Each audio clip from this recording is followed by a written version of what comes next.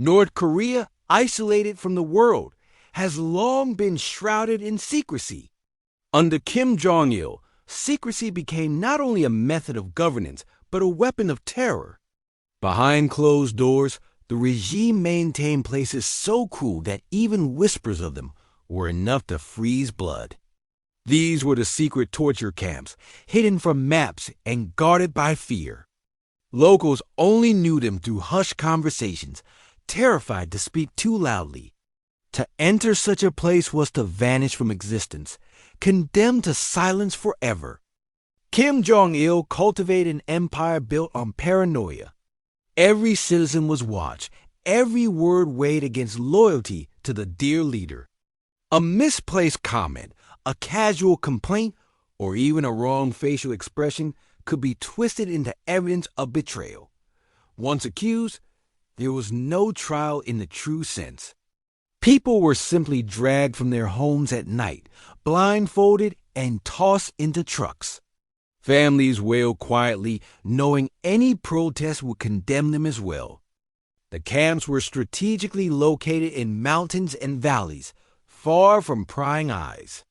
Surrounded by fences topped with electrified wire, they appeared to be military bases. Yet inside, they were hell on earth constructed not only to punish, but to break the human spirit. Prisoners entered the camps with confusion and terror, greeted by guards who viewed them as less than animals. Shaved heads, ragged uniforms, and a number tattooed or stitched onto their clothes replaced all traces of identity. They were no longer fathers, mothers, or children. They were numbers. The first lesson was obedience through pain. New arrivals were beaten in front of others to set an example. A guard's boot, a whip, or the butt of a rifle became the language of control. The message was clear. You are nothing. Inside the barracks, wooden floors were crowded with thin mats where dozens lay side by side. Filth and stench lingered in the air. Windows were barred, and even the smallest whisper could invite punishment. Sleep was a fragile luxury, broken by nightmares and sudden roll calls. Food was scarce, a handful of corn, a watery broth, sometimes rotten cabbage. Starvation became a constant companion, gnawing at prisoners until their ribs pushed against thin skin. Many collapsed from hunger before torture even began. But starvation was only part of the torment. The true horror came in the form of daily interrogations. Prisoners were dragged into dark rooms where screams echoed through walls.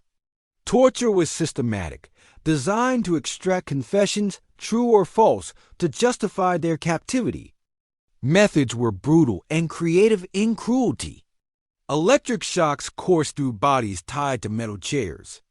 Waterboarding suffocated victims until they begged for breath. Sharp bamboo splinters were shoved beneath fingernails, and red-hot iron seared flesh. One of the most feared punishments was the pigeon torture.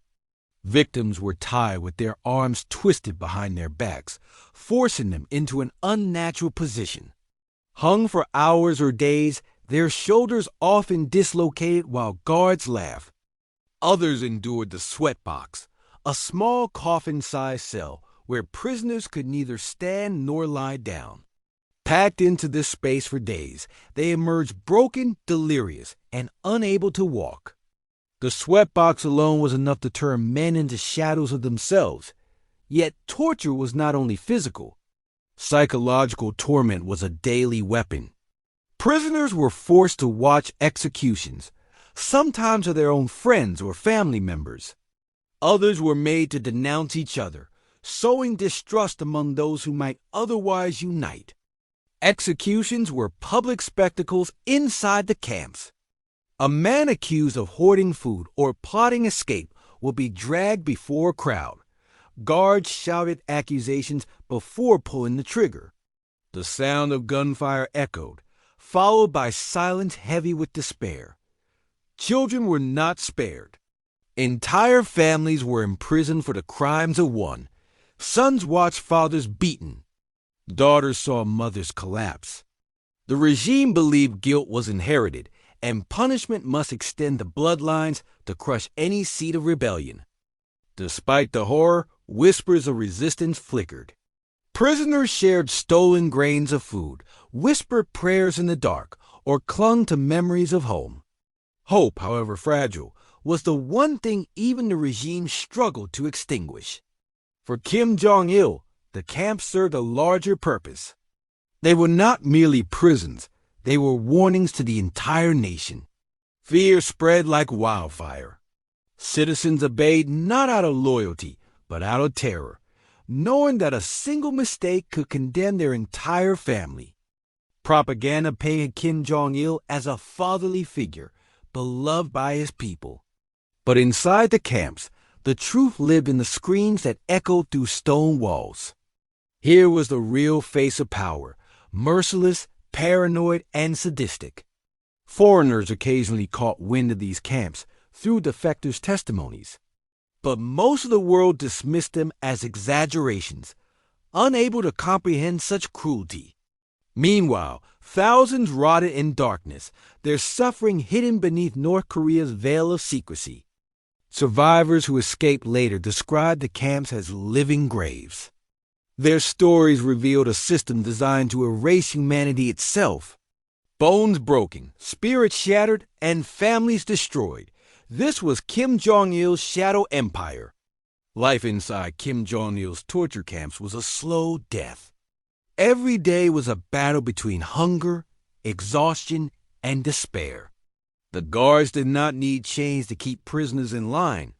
The cruelty of daily life itself was the strongest prison. From dawn to dusk, forced labor consumed the bodies of men, women, and even children. Prisoners were marched to fields, mines, and factories, their footsteps dragging on dirt paths. Work was endless, the tasks backbreaking, and rest nearly non-existent. In the coal mines, suffocating air filled the lungs of weak prisoners. Tools were scarce, safety non-existent.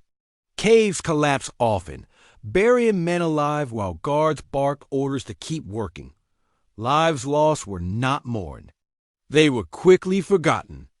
In the fields, prisoners bent over rows of soil, hands blistered and bleeding.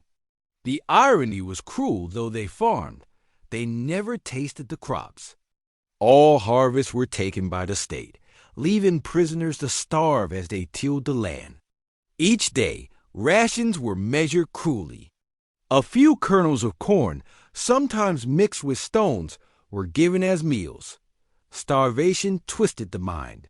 Some ate rats or insects to survive, others dug through garbage pits, risking beatings if caught. Hunger turned desperate men and women against each other. A stolen crust of bread could mean a fight to the death. Yet in rare moments, prisoners shared scraps, proving that even in hell, small sparks of humanity remained. Illness spread quickly in the camps. With no medicine, even simple fevers became deadly. Lice and fleas infested the barracks, while untreated wounds rotted. Guards ignored suffering, letting disease do the killing for them. Every prisoner knew the terror of the interrogation rooms. At any moment, a guard could pull them away. The unlucky never returned, their screams echoing for hours before silence claimed them. Fear settled like a permanent shadow. Sleep was no refuge. Guards made surprise inspections at night, dragging prisoners out for beatings or punishment drills. The exhausted bodies of the captives were forced to stand in freezing air, shivering as guards mocked their weakness. Women faced unique horrors. Many were assaulted by guards who treated them as property. Pregnancies often ended in forced abortions, performed brutally without care. Children born in the camps were sometimes killed immediately, viewed as burdens to the regime. Public executions reminded prisoners that escape was impossible. A man who stole food, a woman who spoke of fleeing, or a child caught wandering too far off could be executed. Their deaths were staged as lessons, forcing others to watch. Despite this, Some prisoners still dreamed of escape. Stories of freedom filtered in through whispers, especially from defectors who had once survived. These tales fueled desperate attempts, though most ended in capture and execution. Those caught trying to flee suffered the worst tortures. Guards dragged them back to camp, tied them to poles, and beat them until they no longer resembled humans. Their suffering was displayed as a warning to others. Still, escape attempts never stopped entirely. Some prisoners risked everything, crawling through tunnels, bribing guards with stolen goods, or slipping through fences under cover of night. Each attempt carried the weight of hope and the risk of death. Inside the camp, survival meant adapting. Prisoners learned to conserve energy, working just enough to avoid beatings, but not enough to collapse. They relied on secret friendships, trading stolen food, or offering comfort in hushed whispers. Religion sometimes offered strength. A few whispered prayers at night, clutching hidden scraps of paper with verses smuggled in. Faith gave them courage, even when punishment for belief was death. In silence, they held on to hope. Children who grew up inside the camps knew no other world. They played with stones, scavenged for food, and learned fear as naturally as breathing. For them, suffering was normal, and joy was a concept they had never known. Guards thrived on cruelty, often inventing new punishments. Some forced prisoners to kneel for hours on sharp stones. Others ordered them to hold heavy rocks above their heads until their arms gave out. Pain was their entertainment. Psychological torture was just as powerful. Prisoners were told their families outside had betrayed them. Some were forced to denounce friends or confess to crimes they never committed. Lies and fear destroyed trust, leaving everyone isolated. Yet even in this nightmare, moments of defiance appeared.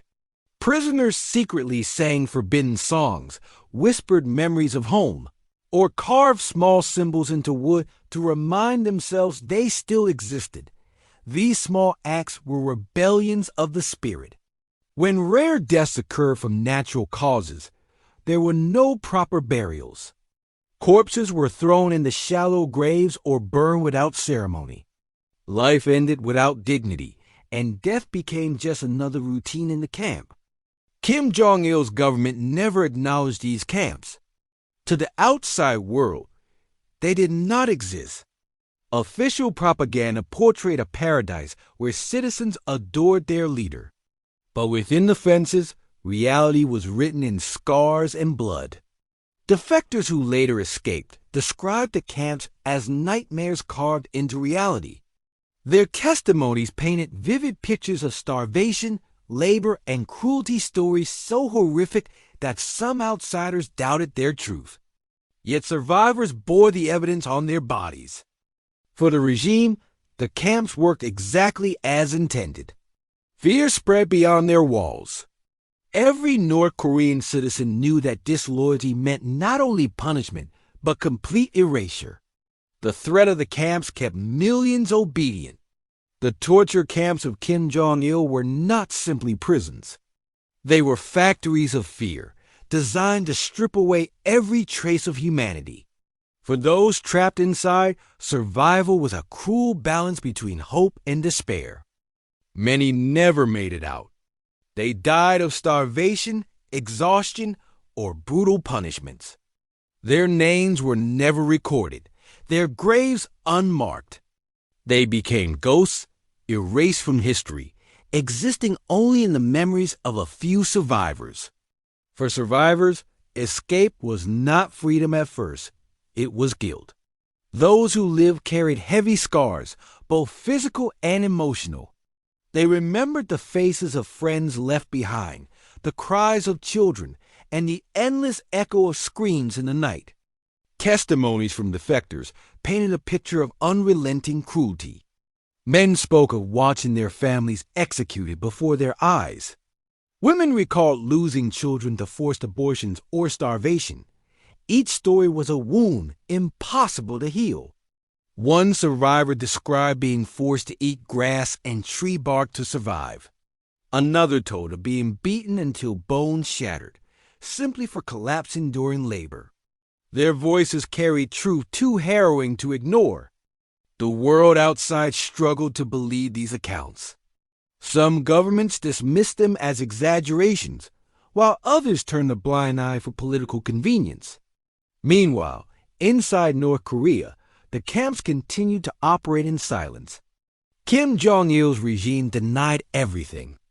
Official media portrayed him as a benevolent father, loved by his people.